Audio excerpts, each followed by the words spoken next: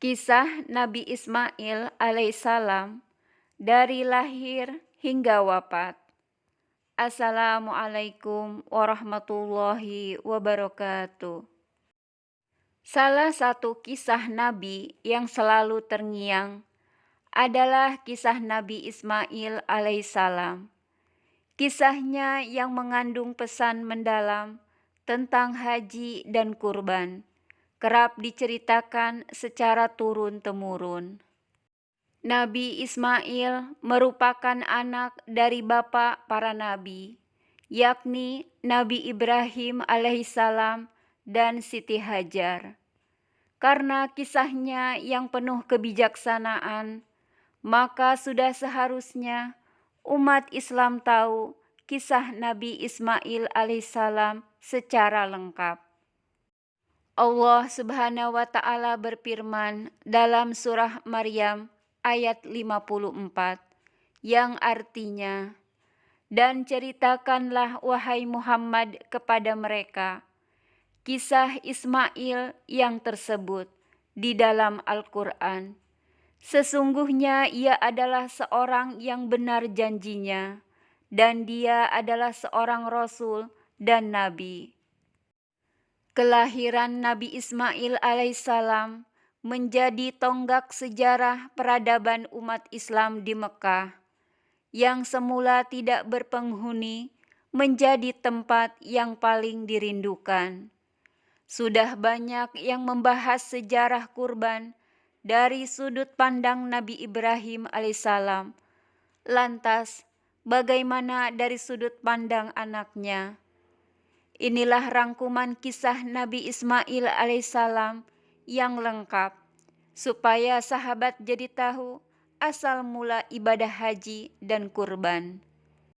Di mana Nabi Ismail alaihissalam lahir sebagai awal mula haji.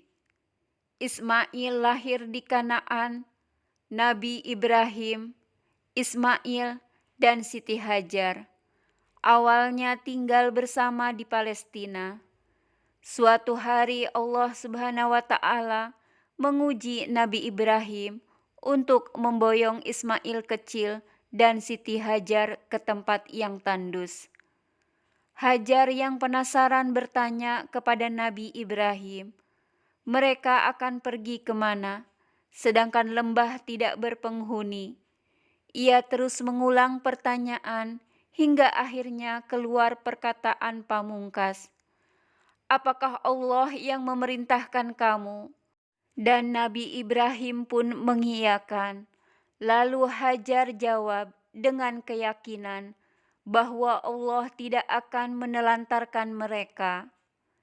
Nabi Ibrahim meninggalkan mereka dengan perasaan kalut sambil berdoa agar Allah Subhanahu wa Ta'ala senantiasa melindungi mereka. Demikian Hajar yang terus meyakinkan dirinya bahwa Allah Subhanahu wa Ta'ala tidak akan meninggalkannya sendiri. Ia bertahan hidup dari bekal air yang dibawa dari Syam, Palestina. Lama-kelamaan persediaan bekal habis, Hajar haus, begitu pula Ismail kecil yang menangis untuk meminta minum. Hajar pun berusaha mencari sumber mata air dengan berlari dari Bukit Syafa dan Bukit Marwah sebanyak 7 kali. Hasilnya nihil karena tempat tersebut tidak ada penghuni selain mereka berdua. Tiba-tiba ada yang menyapa Hajar saat ia berada di puncak Bukit Marwah. Ia dengarkan dengan seksama bahwa seseorang akan menolong Hajar dan anaknya. Ternyata Allah menurunkan malaikat Jibril untuk membuat sumber mata air yang kelak menjadi buah tangan favorit para jamaah haji. Peristiwa keluarnya air Zam-Zam. Sambil menangis, Ismail kecil menghentakkan kakinya dan keluarlah air jernih dari tanah yang tandus. Hajar senang sekali hingga bergumam, "Zam-Zam, Zam-Zam," yang artinya berkumpul. Itulah asal mula sa'i sebagai salah satu tahapan saat haji dan segarnya air Zam-Zam yang dirindukan oleh jamaah haji di seluruh dunia. Allah Subhanahu wa Ta'ala mencatat kisah Hajar bolak-balik Bukit Syafa dan Marwa dalam surat Al-Baqarah ayat 158, yang artinya, sesungguhnya Safa dan Marwa adalah sebagian dari syiar Allah, maka barang siapa yang beribadah haji ke Baitullah atau berumrah, maka tidak ada dosa baginya mengerjakan sa'i antara keduanya. Dan barang siapa yang mengerjakan suatu kebajikan dengan kerelaan hati, maka sesungguhnya Allah Maha mensyukuri kebaikan, lagi Maha mengetahui. Pelan-pelan, Hajar dan Ismail menemukan kehidupan di Mekah berkat air Zam-Zam. Suatu ketika, datang suku Jurhum yang sedang mencari air. Mereka melihat ada burung berputar-putar dan berharap itu tanda-tanda adanya sumber air. Mereka menebak-nebak sambil berharap. Dugaan mereka benar dan akhirnya bertemu Hajar serta anaknya. Hajar membuat perjanjian untuk tidak merebut sumber air tersebut. Mereka setuju, kemudian hidup bertetangga dengan rukun. Ismail belajar bahasa Arab dari suku Jurhum dan tumbuh menjadi anak yang cerdas, berperilaku baik, sopan, dan taat kepada Allah seperti yang ibunya ajarkan. Tahun demi tahun berlalu, Ismail tumbuh dewasa hingga akhirnya siap bertemu ayahnya, Nabi Ibrahim, untuk melepas rindu. Nabi Ibrahim rutin berkunjung ke Mekah untuk bertemu anaknya tercinta. Lalu Allah menguji kembali keimanan Nabi Ibrahim alaihissalam dengan memberinya mimpi untuk menyembelih anaknya. Mimpi Nabi Ibrahim alaihissalam merupakan pertanda wahyu atau perintah kurban akan turun. Ia meminta pendapat anaknya. Tak butuh waktu lama, Ismail meminta bapaknya untuk patuh pada perintah Allah. Quran Surat Asy-Syaffat ayat 102, yang artinya, maka tatkala anak itu sampai pada umur sanggup, berusaha bersama-sama Ibrahim. Ibrahim berkata, "Hai anakku, sesungguhnya aku melihat dalam mimpi bahwa aku menyembelihmu. Maka pikirkanlah apa pendapatmu." Ia menjawab, "Wahai Bapakku, kerjakanlah apa yang diperintahkan kepadamu. Insya Allah, kamu akan mendapatiku termasuk orang-orang yang sabar." Nabi Ibrahim membawa Ismail ke perbatasan Mina dan Muzdalifah. Menurut catatan sejarah, lokasi penyembelihan berada di Jabal Qurban, masih dekat dari tempat peristiwa iblis menggoda Nabi Ibrahim supaya penyembelihan batal. Tak tinggal diam, ia menyambitnya dengan batu yang kini dikenal dengan sebutan lempar jumroh saat prosesi haji. Setelah sampai di Jabal Qurban, Nabi Ibrahim alaihissalam membaringkan Ismail dan tutup matanya dengan kain putih.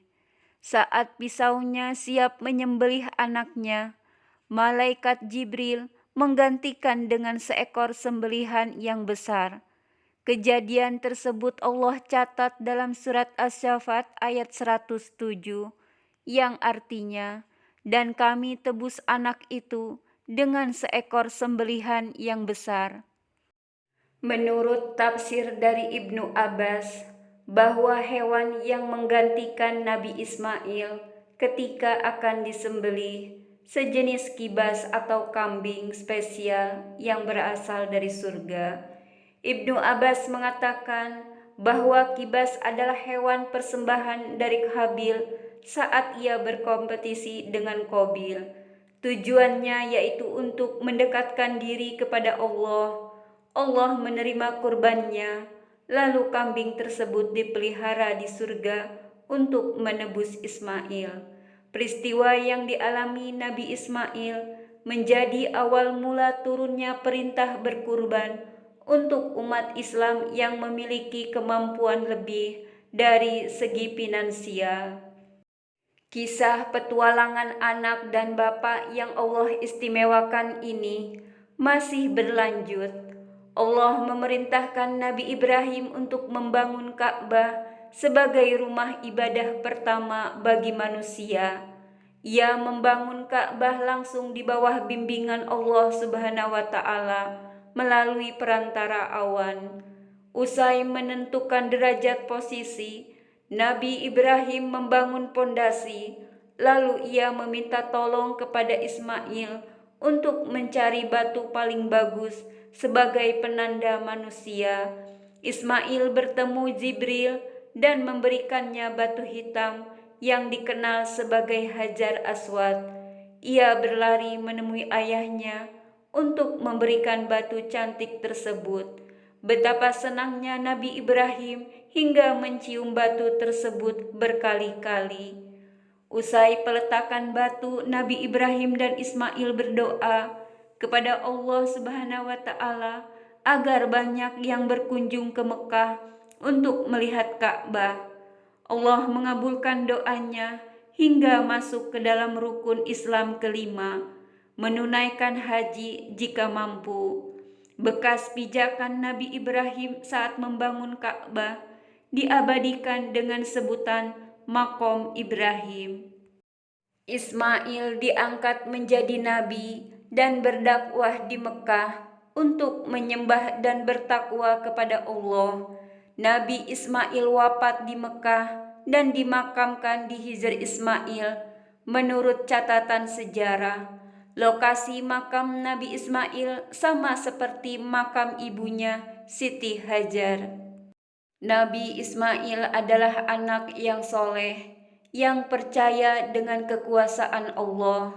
Tanpanya, umat Islam tidak akan mengetahui esensi kurban agar manusia saling berbagi satu sama lainnya. Selain itu, Allah tidak akan menguji hambanya di luar batas kemampuannya. Selama manusia berusaha mencari solusi, maka Allah akan bantu keluar dari krisis.